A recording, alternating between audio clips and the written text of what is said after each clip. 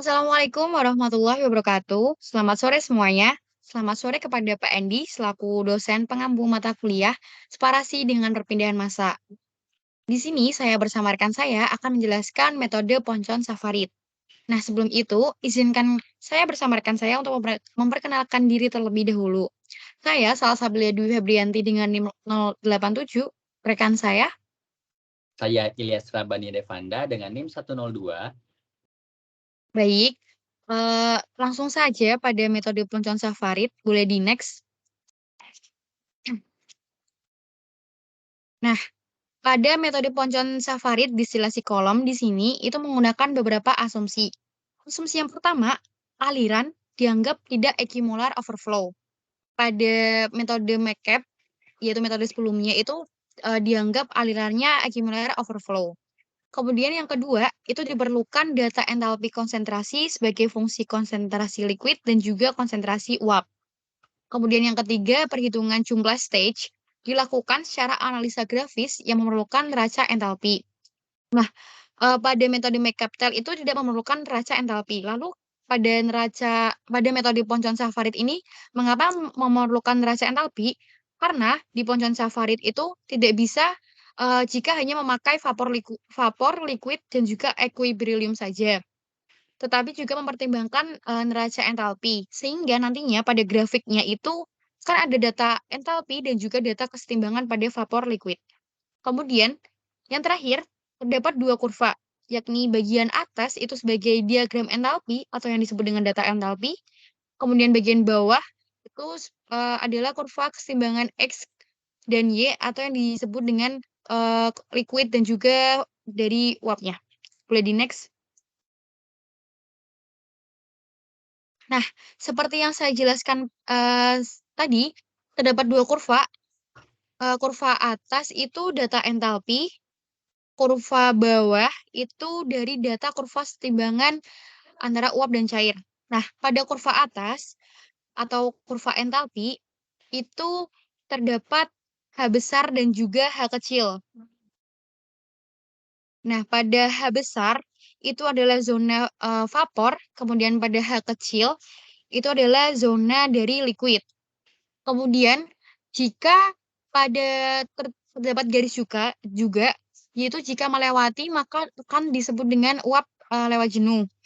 Di kurva entalpi juga menjelaskan terdapat tray atau Thailand, kemudian ada kurva dari cair jenuh, kemudian ada dari daerah cair atau dingin. Boleh di next. Nah, ini adalah distilasi kolom dari metode Poncon Safarid. Di sini ada dua bagian, yaitu bagian enriching dan juga bagian dari stripping. Enriching adalah bagian atas, sedangkan stripping adalah bagian bawah, yang dimana dipisahkan dengan adanya feed masuk. Di mana terdapat tiga bagian juga, yaitu ada feed masuk, kemudian ada destilat, juga ada bottom, yang dimana di destilat dan juga bottom itu terdapat kondensor, yang nantinya rumusnya itu akan bedakan oleh masing-masing bagian. Boleh di next. Nah, eh, pada keterangan tadi, sama halnya yang tadi saya jelaskan, yaitu XA sama dengan liquid, YA sama dengan vapor. H kecil adalah entalpi liquid, H besar adalah entalpi vapor. Di mana dari data distilasi kolom tadi dapat kita hitung dari neraca massa, neraca komponen, dan juga neraca energi. Nah, yang pertama kita akan menghitung dari neraca massa total terlebih dahulu, di mana F sama dengan D plus B. F ini apa sih? F itu adalah feed, di mana itu sebagai in, sama dengan D plus B, destilat plus bottom, yang di mana sebagai out dari distilasi kolom. Kemudian selanjutnya kita dapat menghitung neraca massa komponen, yaitu F fraksi F sama dengan D fraksi D plus B fraksi B, yang dimana feed fraksi F, fraksi F, D fraksi D plus B fraksi B. Kemudian didapatkan juga dapat menghitung pada neraca panas komponen, yang dimana FHF plus QR sama dengan DHD plus BHB plus QC. Nah, pada FHF eh, pada FHF itu adalah hanya itu adalah entalpi. Kemudian QR-nya itu adalah panas reboiler.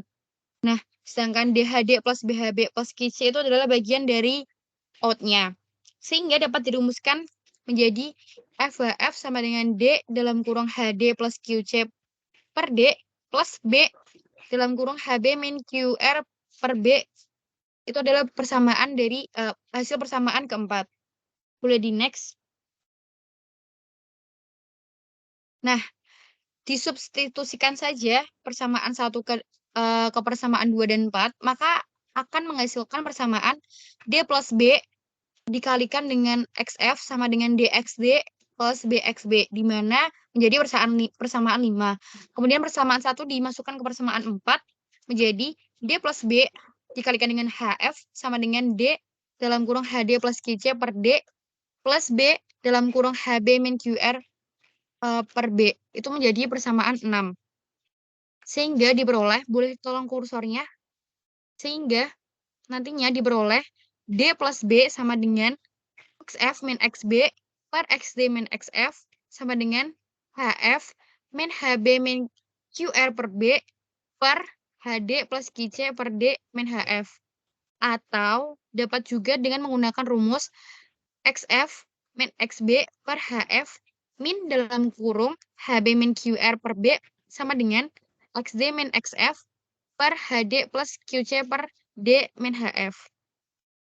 Nah, kemudian kita juga dapat menghitung dari entalpi saturated liquid dan juga entalpi saturated vapor. Seperti yang saya jelaskan tadi, bahwa H besar adalah zona vapor dan H kecil adalah zona liquid. Nah, dapat dirumuskan sebagai berikut, di mana keterangannya pada XAB adalah mol dari fraksi komponen A dan B. Kemudian T besar adalah titik didih larutan. Kemudian T0 adalah suhu referens. Kemudian CPA, B adalah panas jenis larutan dari komponen A dan B murni yang disebutkan dengan KJ kilojoule per kilogram dikalikan dengan Kelvin. Kemudian delta H ini adalah panas pelarutan pada suhu referens. Nah, pada vapor ini tidak menggunakan delta H karena diabaikan. Kemudian ada lambda A, B ini adalah panas laten dari komponen A dan juga komponen B yang murni. Next. Nah, selanjutnya kita akan membahas tentang titik beda. Nah, kenapa sih kita harus menentukan titik beda? Titik beda ditentukan itu untuk menentukan kolom bagian atas dan juga kolom bagian bawah, yang dimana untuk menggambarkan jumlah plate, kemudian ada energi kondensor dan juga reboiler. Dimana yang pertama itu titik beda pada kolom bagian atas atau yang biasa disebut dengan rectifying, yang dimana neraca masanya adalah V1 sama dengan LO plus D. V ini adalah vapor, L adalah liquid, D adalah destilat. Nah, tinggal dipindahkan ruas aja, jadi LO min V1 sama dengan min D. Kemudian menghasilkan net flow, LO min V1 sama dengan LN min YN plus 1 sama dengan delta. Nah, dapat diasumsikan bahwa jika tadi LO min V1 sama dengan min D, maka artinya delta sama dengan min D. Gitu. Boleh di next? Oke, baik, selanjutnya neraca entalpi, yang dimana delta H delta sama dengan LOH0 min V1 H1. Nah, LO itu pada feed masuk, kemudian juga terdapat H1, kemudian neraca entalpi yang di sekitar kondensor. Boleh tunjukkan kondensornya di sekitar pada sekitar kondensor.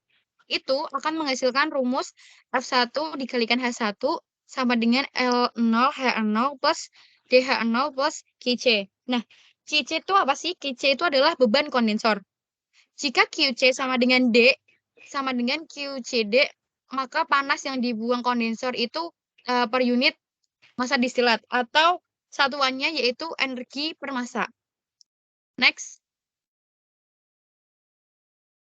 Nah, kemudian dari persamaan-persamaan sebelumnya akan disubstitusikan menjadi V1H1 sama dengan L0H0 plus D dalam kurung HD plus QCD yang nantinya akan menjadi persamaan 15.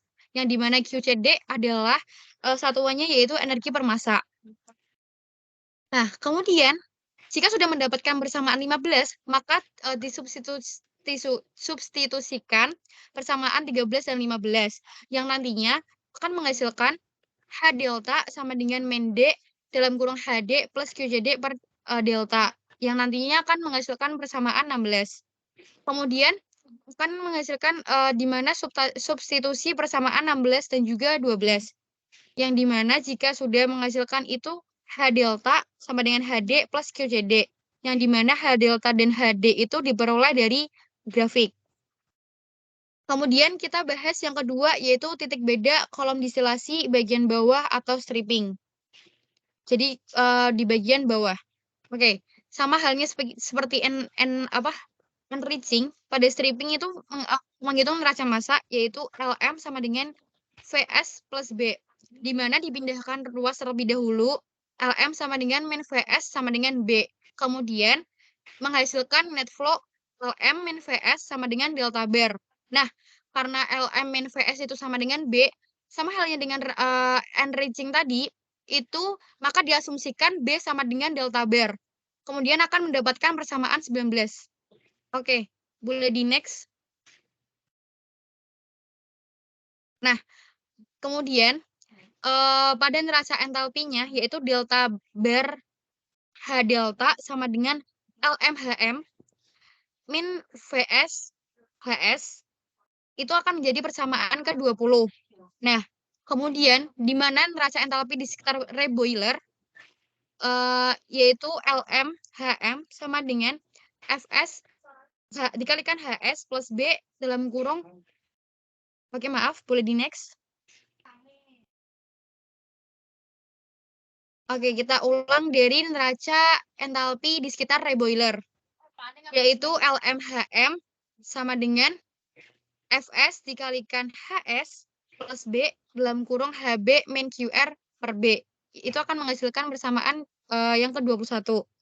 Sama halnya dengan enriching, jika QR per B, maka panas yang diserap reboiler per unit massa uap akan keluar, yaitu dengan satuan energi per massa. Maka persamaan 21 menjadi LM dikalikan HM sama dengan FS dikalikan HS plus B dalam kurung HB min QRB. Nah, dari persamaan 20 dan juga 22 itu kan diperoleh. Kemudian nantinya akan disubstitusikan, kemudian akan diperoleh jadi H delta bar sama dengan B dalam kurung HB min QRB per delta bar. Nah ya itu ya persamaan 23-nya. Kemudian dari persamaan 23 dan 19 itu didapatkan H delta bar sama dengan HB min QRB yang dimana diperoleh dari grafik. Oke, selanjutnya kita akan membahas tentang reflux ratio Ponjon Safarid. Reflux rasionya apa sih? Jadi sebenarnya reflux ratio ini untuk menentukan rasio dari refluxnya itu. Jadi dilambangkan dengan R sama dengan LO per D sama dengan H delta min H1 per H1 min H0. Di mana H delta ini nantinya akan untuk menggambarkan dari stage. Kemudian min H1 itu adalah di mana H1 ini nanti akan dikurangi atau akan dikurangi dengan H0. Oke, baik. Untuk selanjutnya yaitu ada untuk kondensor total yang berlaku. Di mana H delta sama dengan H0 dikali H0 fraksi D sama dengan YO. Nah, maka rate refluxnya dapat ditentukan dari neraca energi di sekitar kondensor, yaitu F1 dikalikan H1 sama dengan L0 HD, L0 dikalikan HD plus DHD plus QC. Itu akan menghasilkan persamaan ke-28. Boleh di next? Baik, jika F1 sama dengan LO plus D, maka dimasukkan saja yaitu LO plus D-nya, yaitu menjadi, tadi kan F1 H1. Nah, karena jika F1 sama dengan LO plus D, jadi LO plus D dikalikan dengan H1 sama dengan LO kali HO plus DHD plus QC. Yang nantinya akan menjadi persamaan LO plus D dalam kurung HD plus QC per D min H1 per H1 min HD. Nah, sama dengan kan menghasilkan garis delta H1 per garis delta H1 ke H0. Itu akan menjadi persamaan ke 29. Nah, kemudian kita akan menentukan ke reflux ratio internal antara dua plate, yaitu bagian atas, di mana dapat ditunjukkan pada persamaan sebagai berikut. Boleh tolong kursornya. Di mana ln per Fn plus 1 itu sama dengan HD plus QC per D minus HV dikalikan N plus 1. Kemudian dibagi dengan HD plus QC per D minus HL dikalikan N, yang nantinya akan menjadi delta HVN plus 1, garis delta HV kali N plus 1 dibagi garis delta HL dikalikan dengan N. Itu akan menjadi persamaan ke-30. Kemudian ada reflux ratio bagian bawah atau stripping. Sama halnya dengan rectifying, yaitu HF dikalikan M. Oh, maaf sebelumnya, LM min 1 per FM per VM sama dengan HV kalikan M min HB dikurangi dengan QR per B. Kemudian dibagi dengan HL dikalikan M min 1. Kemudian dikurangi HB dalam kurung HB min QR per B. Itu akan menghasilkan persamaan ke-31. Nah, dari persamaan tadi itu dapat dihitung neraca massa dan energi dari overall-nya, yang dimana destilat per bottom sama dengan HF dikurangi HB min QR per B dibagi dengan HD plus QC per D dikurangi dengan HF, yaitu menghasilkan garis garis XF delta bar per garis XF delta. Next. Baik, di sini ada reflux ratio minimum, di mana dengan kondisi jumlah plate tak terhingga. Kemudian yang kedua, untuk menggambarkan Thailand dengan R minimum itu dilakukan dengan cara trial and error, di mana membuat Thailand melalui F sehingga nanti akan diperoleh delta min-nya. Kemudian yang ketiga, untuk fit cairan jenuh atau saturated liquid, itu akan menggambar Thailand dengan cara yang pertama, titik F turun ke bawah hingga kurva kesetimbangan, kemudian ke kanan memotong garis diagonal, dan ke atas berhenti di kurva uap jenuh. Di mana dengan asumsi garis vertikal, horizontal, kemudian kembali lagi ke vertikal. Kemudian dilanjutkan dengan diperoleh Thailand pada R minimum. Setelah itu, nantinya akan diperoleh delta atas minimum dan juga delta bawah minimum. Next. Nah, nantinya akan memiliki persamaan R minimum atau rasio minimum, yaitu dengan H delta min dikurangi H1 per H1 dikurangi H0. Next. Baik, untuk selanjutnya saya serahkan kepada rekan saya, kepada Ilyas. Waktu dan layar saya serahkan. Oke, baik. Terima kasih atas kesempatan yang sudah diberikan ya. Di sini saya izin melanjutkan pembahasan mengenai metode Ponchon-Safarid untuk penentuan jumlah tray atau jumlah atau pembentukan atau pembuatan distilasi kolom ya. Dan tadi udah dijelasin tuh sama Mbak Salsa. Wah, itu keturunan rumus-rumusnya ya. Lumayan banyak juga dan rumit ya.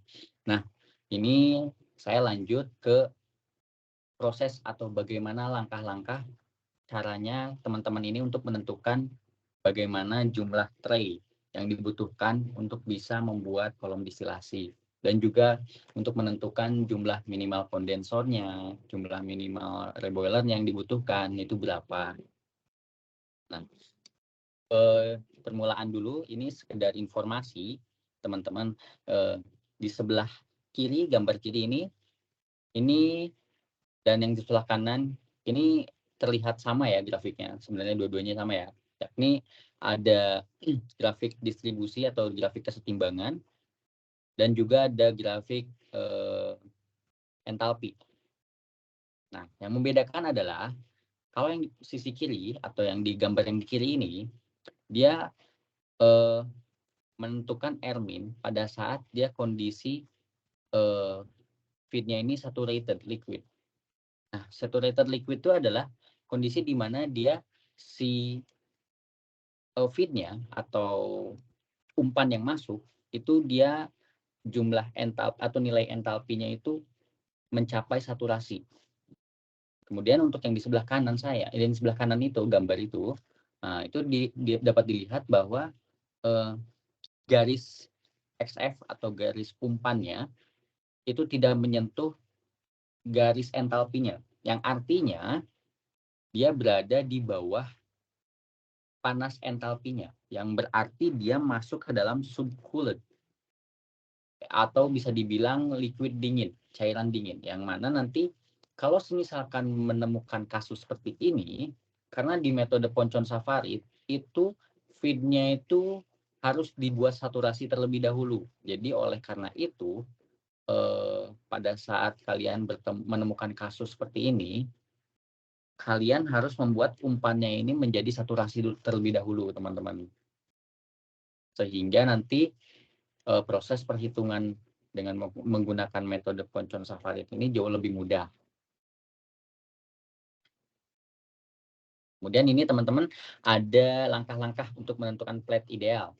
Nah, untuk bisa menentukan jumlah plate, itu kalian harus punya dulu beberapa data yang dibutuhkan untuk bisa membuat kolom distilasi ya.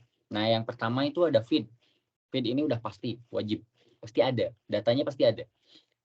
Kemudian kadar feed juga pasti ada. Datanya biasanya selalu ada, teman-teman. Kemudian ada enthalpy feed. Enthalpy feed ini penting juga karena pada metode Ponchon-Safarid itu kita butuh data enthalpinya untuk bisa menentukan jumlah plate atau jumlah tray atau jumlah kolom pada distilasi. Nah, untuk kadar distilat dan kadar produk bawah atau bottom produk itu menyesuaikan dari kasus yang ada. Nah, kalau misalkan pengen dibuat kadar distilatnya 90%, berarti nanti di produk bawahnya berapa gitu kan. Itu nanti menyesuaikan. Kalau misalkan dikasih taunya produk bawahnya misalkan 5%, berarti nanti distilatnya berapa. Gitu kan. Itu menyesuaikan. Itu menyesuaikan dengan kasus-kasus yang ada ya. Nanti tinggal disesuaikan saja. Terus kemudian ada beban total kondensor. Beban total kondensor ini biasanya kalau di metode Ponchon-Safarid tuh kita bisa menentukan beban total kondensornya.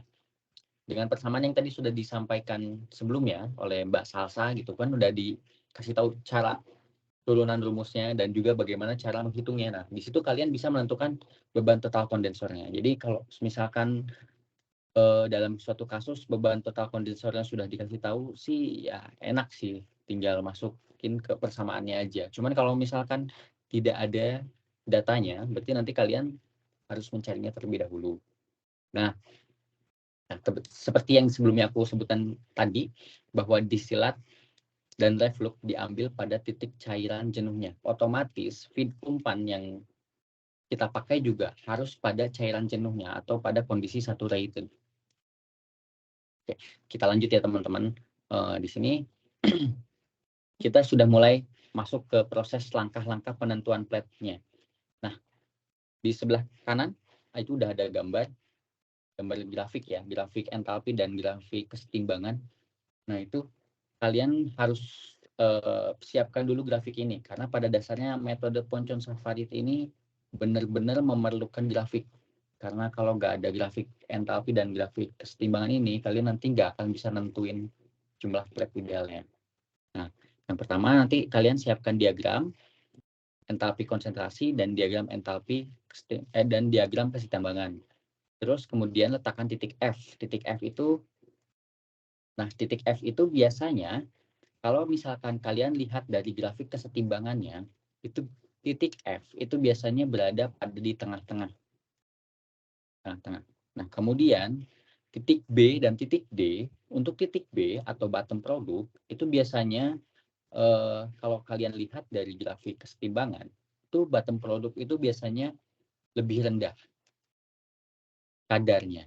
Kadar atau fraksi bottomnya atau fraksi XB-nya itu biasanya lebih rendah daripada fraksi feed-nya. Jadi nanti biasanya dia berada di posisi kiri ada di sini nih. Nah, ini XB.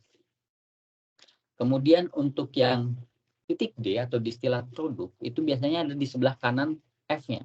Ada di sini. Nah, ini adalah fraksi D atau fraksi distilat. Ini secara umum pasti selalu begini. Jadi nanti bottom tuh biasanya lebih kecil daripada feed-nya, sementara yang distilat itu biasanya lebih besar daripada feed-nya. Dan feed itu biasanya berada di antara B dan D. Letakkan titik delta dengan koordinat XD, HD. XD, HD. XD di sini, kemudian HD. HD itu ada di sini, karena dia harus berada pada posisi saturasi. Dia berada di sini, titik ini. Atau bisa dibilang H0. Nah, kemudian nanti kalian bisa menghitung dengan persamaan 17. Atau persamaan yang tadi sudah disampaikan sebelumnya ya. Nanti kalian bisa back lagi. Terus karena delta dikurangi delta bar sama dengan F, maka titik delta bar terletak pada perpanjangan garis delta F. Nah, jadi nanti kalian tinggal kalian nanti pada saat menentukan grafik ini, kalian harus bikin titiknya dulu. Titik-titik posisi titik F, titik B di mana, dan juga nanti titik D di mana, nanti kalian harus nentuin. Itu nanti menyesuaikan dengan kasus-kasus yang ada ya. Kemudian nanti untuk kondensor total nanti bisa dilihat bahwa Y0 sama dengan Y1 sama dengan X0 sama dengan XD. Yang dimana dia berada pada titik Y1, H1. Titik Y1 dan H1. Oke, kita lanjut ya teman-teman. Nah, di situ jika kalian sudah lanjut ke menentukan titik X1 dan H1-nya dengan bantuan garis kesetimbangan dengan cara dari titik Y1 dan H1 ditarik garis vertikal ke bawah memotong diagonal. Tarik garis horizontal ke kiri memotong diagram kesetimbangan. Jadi nanti saya akan coba kasih kasus soal, contoh soal untuk bisa lebih memahaminya lebih dalam lagi. Dan saya harap bisa lebih mengerti ya. Kemudian nanti tarik garis vertikal ke atas memotong garis cair jenuh di titik X1, H1. Nanti dari situ hubungkan titik L1 yang berkoordinat di X1, H1 dengan titik P1 yang berkoordinat di Y1, H1 dengan garis putus-putus. Nah, ini garis putus-putus atau tie line. Nanti di situ adalah jumlah plate ideal atau tie line-nya. Dari titik L1 hubungkan dengan delta yang memotong garis uap jenuh di titik V2, Y2, H2. Ulangi langkah 8 dengan titik V2 dan seterusnya. Nanti kalian dapat jumlah L ke N atau jumlah plate-nya. N ini menandakan jumlah plate-nya. Jadi kalian tinggal tarik garis antar tie line-nya yang ada di gambar ini sebelah kanan. Terus hubungkan dengan delta bar sampai memotong garis uap jenuh di Vn dan gambar cross plate idealnya sampai XB atau melebihi XB. Nah, ini saya berikan contoh soal teman-teman untuk lebih memahami lagi mengenai metode Ponchon-Safarid. Nah, ini ada soal 100 gram mol feedback mengandung 40% mol N-heksan dan 60% mol N-oktan diumpankan per jam ke kolom distilasi sehingga didapatkan hasil atas dengan 92% N-heksan. Bottom produk, distilat produk atau distilatnya 92% N-heksan. Terus hasil bawahnya mengandung 7% N-heksan. Kemudian kondensor yang digunakan adalah kondensor total.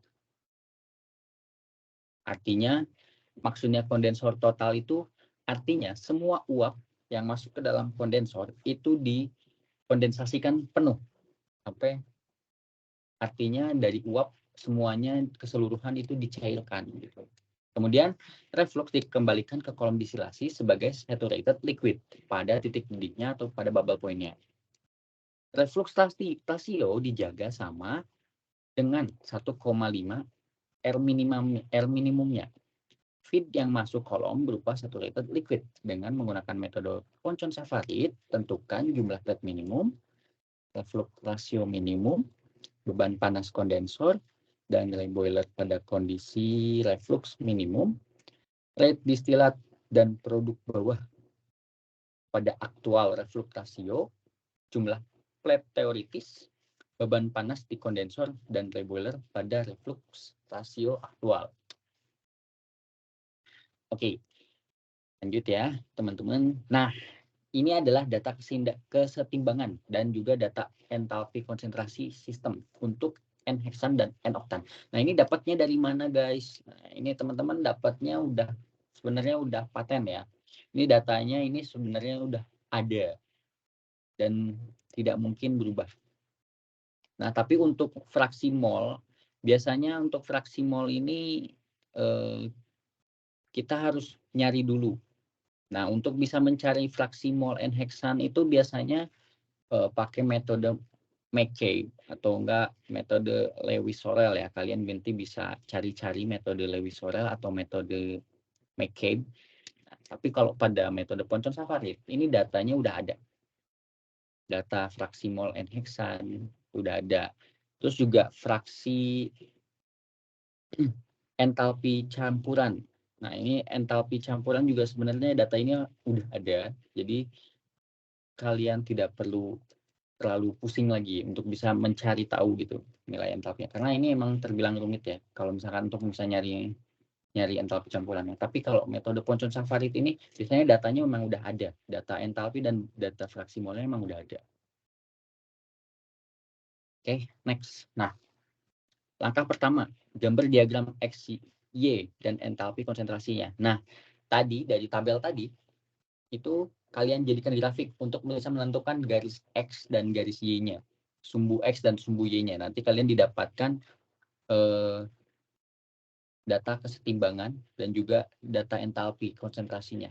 Nah, yang di atas itu entalpi, yang di bawah itu data kesetimbangan. Kemudian tadi berdasarkan di soal, feed-nya itu 40% ya, 40%, maka kalian taruhkan 80%, misalkan 40% di mana tuh? 40, misalkan ini 0,1, 0,2, 0,3, 0,4, ini 0,5, 6, 7, 8, 9, 10, 0,4, berarti daerah sekitaran sini ya. Terus kemudian XD-nya 0,92, 0,9 mungkin di sekitar sini.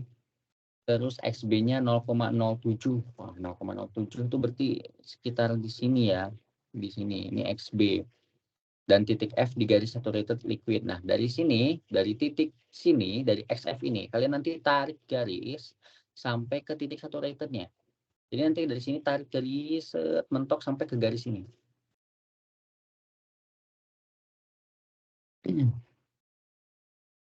Kalau sudah, nanti dari situ kita next. Nah, langsung aja. Nanti dari situ, dari titik F ini, kalian tarik garis lagi ke bawah, sampai mentok ke sini.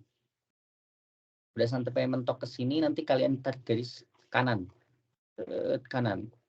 Dari kanan, nanti kalian tarik garis lurus, sampai mentok ke saturated vapor-nya. Nah, ini untuk menentukan delta H min atau delta entalpi pada distilat. Nah, jadi nanti titik ini adalah delta H-nya ya. Nah, nanti di sini kalian dapat garis tie line. Nah, ini tie line ini adalah untuk menentukan delta bar dan juga delta aja. Oh, ini delta bar. Delta bar ini untuk bottom produk dan deltanya ini untuk distilat. Nah, dari sini nanti kalian bisa menentukan jumlah plate minimum. Untuk menentukan jumlah plate minimum, kalian nanti bikin dulu tie line antara titik F dan titik delta H-nya ini. Nanti kalian tarik garis sini, tarik garis kan sini dari garis saturasi liquid sampai saturasi vapornya. Kalau udah, kalian teruskan sampai memotong ini titik XB, titik fraksi bottom dan juga fraksi distilat. Nah, ini fraksi bottom dan fraksi distilat ini kalian tarik garis lurus ya dari sini ya, dari X. Ini aku dari B nih, dari XB tarik garis lurus ini yang garis kuning ini sampai ke sini. Nah, terus untuk yang XD, nah, yang XD atau distilat dia tarik garis lurus sampai ke sini karena dia jadi uap. Destilat kan jadi awalnya bentuknya berupa uap. Nah, sampai sini. Nah, dari sini kalian teruskan lagi ke atas, nah, sampai sini, sampai menembus grafik. Nah, kalau sudah nanti kalian tarik garis merah ini yang miring tie line, nah, tarik garis merah tie line sampai nanti memotong. Nemu perpotongan antara bottom dengan tie line-nya. Terus juga perpotongan antara distilat dengan tie line-nya. Nanti kalian didapatkan delta bar min dan delta min. Nah, dari sini nanti dari sini kalian tentukan jumlah plat minimumnya. Nah, plat minimum kalian nanti untuk baca plat minimumnya, kalian lihat dari garis delta min atau garis destilat, garis D, XD. Ini di garis SD, garis kuning yang ada di sini nih. Nah, kalian lihat dari sini, tarik garis menuju ke grafik kesetimbangan. Nah, di sini ada perpotongan nih. Ada perpotongan antara garis kesetimbangan yang garis hitam ini dengan garis yang kuning ini. Nah, ini titik ini tarik garis ke kiri sampai motong ke lengkung garis hitam yang melengkung ini. Garis yang melengkung ini sampai mentok di situ. Kalau sudah perpotongan di situ, kalian tarik ke bawah sampai motong lagi ke garis hitam. Terus kalian teruskan lagi sampai dia mencapai XB. Sampai dia mencapai XB atau sampai dia memotong garis kuning ini, garis kuning pada bottom produk. Kalau sudah memotong garis kuning ini, garis kuning yang ada di bottom produk, berarti nanti kalian berhenti di situ sampai situ. Atau baik itu dia memotong atau melewati ya. Kalau udah melewati dan atau memotong di antaranya, berarti kalian stop sampai di situ dah. Sehingga nanti didapat ini jumlah plat minimumnya. Plat minimumnya ini adalah 1, 2, 3. Ada 3 buah plat minimum. Nah, kan tadi udah dapat tie line, terus juga udah dapat garis kesetimbangan. Nah, itu nanti kalian cari nilai L minimumnya. Untuk mencari nilai L minimumnya, kalian bisa pakai persamaan ini. L min sama dengan H delta min dikurangi H1 per H1 dikurangi H0. Masukin datanya berdasarkan yang ada di grafik. Nah, ini udah ada datanya di grafik. Di sini tinggal dimasukin sehingga nanti kalian dapat nilai L minimum sama dengan 0,46. Nah, selanjutnya adalah beban kondensor. Beban kondensor pada reflux rasio minimum dicari dengan persamaan 17, teman-teman. Nah, persamaan 17 ini yang tadi H delta min sama dengan H atau entalpi di destilat ditambah kalor pada kondensor atau beban kondensor. Sehingga kalian bisa mencari beban kondensor sama dengan H delta min dikurangi H destilat. Sehingga nanti didapat hasilnya berupa 14.100 kalori per gram mol. Nah, untuk beban reboiler juga sama, dicari dengan rumus yang sama seperti mencari beban kondensor. Nah, ini untuk bisa mencari beban reboiler, ini rumusnya adalah H negatif H delta min sama dengan H bottom ditambah beban reboiler. Nah, untuk bisa mencari beban reboiler, maka sama dengan H bottom dikurangi negatif H delta min. Sehingga nanti didapatkan hasilnya adalah 10.500 kalori per gram mol. Nah, untuk bisa mencari rate hasil atas distilat dan hasil bawah bottom, itu nanti kalian bisa mencarinya dengan persamaan neraca massa dan juga neraca komponen secara keseluruhan. Nah, ini persamaannya F sama dengan D ditambah B, ini untuk persamaan neracanya. Kemudian nanti untuk persamaan neraca komponennya bisa pakai rumus F kali XF sama dengan D kali XD ditambah B kali XB. Jadi kalian tinggal masukin aja data-datanya seperti yang udah ada di soal, sehingga nanti didapat nilai, bukan nilai ya, tapi masih bentuk persamaan ya guys. Jadi nanti kalian didapat persamaan untuk mencari nilai rate gitu ya, mencari nilai rate didapat persamaan D sama dengan 100 dikurangi B, dan juga 40 sama dengan 92 dikurangi 0,85 B. Nah, ini kalian dapat persamaan ini.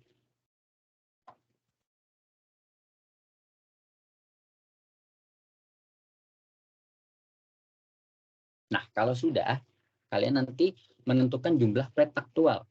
Untuk menentukan jumlah plate aktual, tadi disoalkan refluxnya itu sama dengan 1,5 dikali R minimumnya. Nah, kan kita udah tahu nih R minimumnya. Tadi udah dicari R minimumnya itu 0,46. Nah, maka nanti tinggal dikalikan saja. 1,5 dikali 0,6. Didapat hasilnya 0,69. Nah, kalau sudah, kalian nanti tinggal cari nilai H deltanya. H delta ini adalah untuk bisa mencari plate aktual. Karena kan tadi H delta yang sebelumnya itu kan pada saat kondisi dia refluxnya minimum ya. Kondisi reflux minimum. Nah, sekarang karena kondisi refluxnya berubah menjadi 1,5 dikali R min-nya, maka otomatis data grafik yang sebelumnya tadi ada perubahan. Yang mana nanti kita harus hitung lagi jumlah plate-nya. Nah, untuk bisa menghitung jumlah plate-nya, pakai rumus mencari nilai reflux. Nah, nilai reflux ini sama dengan reflux sama dengan L per D sama dengan H delta dikurangi H1 per H1 dikurangi H0. Nah, ini udah tinggal masukin aja sehingga didapatkan H delta. H delta sama dengan 18.817 kalori per gram mol. Nah, nanti di sini kalian bikin lagi grafik yang kayak gini, udah. Kalau gitu nanti kalian bikin lagi tadi konsentrasi B, konsentrasi F, konsentrasi D, terus kalian bikin lagi garis kuning ini set ke atas, yang XD ini garis tembus ke atas, terus yang XF tarik garis sampai ke saturasinya, terus yang XB tarik garis lagi sampai ke saturasinya.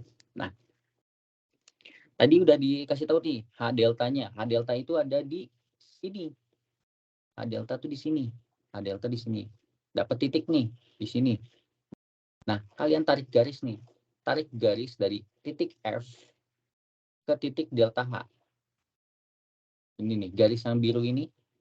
Nah, ini setelah kalian dapat garis biru ini, kalian tarik garis lagi ke bawah sampai memotong garis XB. Sampai memotong garis kuning XB. Nah, ini nanti didapat ini di sini. Kalau udah dapat data itunya, nanti kalian bisa dengan mudah menentukan jumlah plate-nya. Nah, ini untuk bisa menentukan jumlah plate-nya, dari tarik garis tadi yang udah didapat, nah itu nanti kalian tinggal tarik garis dari ini nih. Kan tadi ada posisinya coba kita ke slide sebelumnya. Nah, tadi kan di XD ini kan tarik garis terus sampai ke atas sampai ke dapat nilai delta H-nya nih. Delta H-nya kan di sini nih. Nah, sebelum dia mencapai delta H, itu kan dia memotong garis ini kan, garis saturated vapor-nya. Nah, dari garis saturated vapor ini, kalian tarik garis lagi ke bawah sini, sampai motong garis kesetimbangan, terus tarik garis ke kiri, sampai motong sini. Udah gitu nanti tarik garis sini, sampai ke sini. Begitu nanti kalian potong sini. Tarik garis lagi ke sini, ke delta H. Kayak nanti terus kayak gitu. Nah, sama ini kayak gini nih. Nah, datanya kayak gini.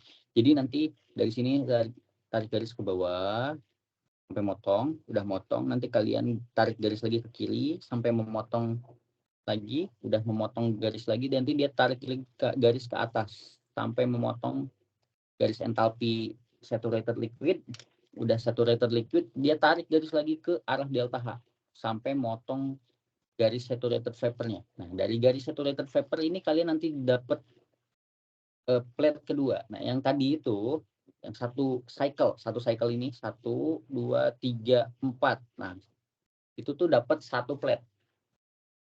Nah, perpotongan antara garis vapor sini, garis saturated vapor terhadap tie line-nya, nanti kalian dapat V2-nya atau vapor keduanya untuk menentukan plate kedua. Nanti untuk menentukan plate kedua kalian lakukan hal sama seperti tadi. Dari sini tarik garis ini, tarik lagi garis ke bawah, terus udah gitu tarik garis ke kiri sampai memotong. Udah dari memotong sini tarik garis lagi ke atas sini sampai memotong lagi. Garis sini tarik garis lagi sampai ke delta H. Nah, tarik garis sampai ke delta H ini nanti ada perpotongan lagi terhadap garis saturated vapor-nya. Didapat sini V3. Tarik garis terus sampai dia melewati garis F ini. Kalau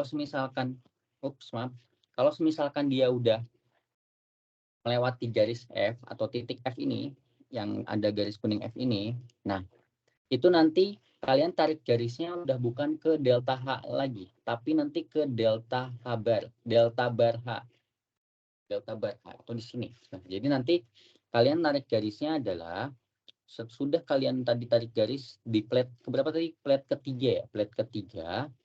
Nah, nanti kalian tarik garisnya nanti ke bawah. Nanti jadi kalau udah selesai tarik garis ini, tarik garis ke bawah. Nah, nanti didapat ini plate keempat, tarik garis sini, terus nanti tarik ke sini ke bawah dari sini. Nah, dari sini tarik garis ke bawah, terus nanti tarik lagi garis ke sini, ke atas lagi.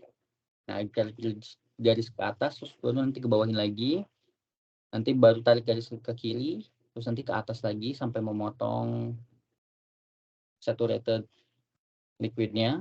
Udah gitu nanti tarik garis ke atas dan ke bawah sampai menyentuh delta bar H, terus nanti tarik garis lagi ke V ke-6. Nah, ini dapetin V ke-6, terus tarik garis sampai dia melewati XB atau mencapai XB. Kalau sudah mencapai atau melewati XB, ini kan kalau yang di sini kan dia udah melewati XB. Kalau udah melewati garis XB ini, maka jumlah plate-nya dihentikan sampai situ. Artinya kondisinya itu udah sesuai dengan apa yang kita inginkan. Nah, kalau sudah sampai situ, nanti kalian lihat garis hitam ini.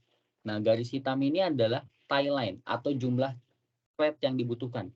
Nah, nanti kalian tinggal hitung jumlah plate-nya ada 1, 2, 3, 4, 5, 6, 7. Nah, di sini ada 7. Didapat jumlah plate aktual teoritis sama dengan 7 dikurangi 1. Kenapa dikurangi 1? Karena satunya ini reboiler. Terus sehingga dibaca nilai delta H-bar-nya sama dengan negatif 5.300. Nah, 5.300 tadi itu pada saat kalian nyari ininya ya. Pada saat kalian nyari delta H, itu juga sekalian kalian nyari delta H-bar-nya. Delta bar H-nya. Oke. Nah, jika sudah dapat delta H-nya, nah nanti kalian bisa nyari beban panas di kondensor dan reboiler pada reflux rasio aktual. Nah, itu rumusnya adalah delta H sama dengan DH ditambah QCD atau entalpi. Delta entalpi sama dengan delta distilat ditambah ditambah entalpi destilat ditambah beban panas kondensor. Nah, nanti kalian tinggal cari lagi pakai rumus tadi, didapat hasilnya 15.711. 15.717. Kemudian beban reboiler pada reflux rasio aktual itu sama juga rumusnya kayak tadi, tinggal dimasukin aja sehingga nanti didapat hasilnya sebesar 11.800 kalori per mol.